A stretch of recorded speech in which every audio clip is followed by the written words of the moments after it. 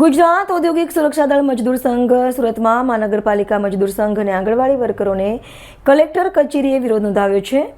વિવિધ માંગણીઓ સાથે પાઠવ્યું આવેદનપત્ર. લાંબા સમયથી ચાલતી આવતી લડતને આગળ ધપાવતા કર્મચારીઓએ કલેક્ટરને આવેદનપત્ર પાઠવી સરકાર સામે વિરોધ નોંધાવ્યો હતો.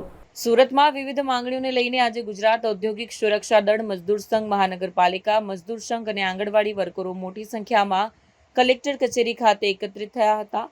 લાંબા સમયથી ચાલી આવતી પોતાની લડતને આગળ ધપાવતા કર્મચારીઓએ કલેક્ટરને આવેદન પાઠવ્યું અને સરકાર સામે વિરોધ નોંધાવ્યો.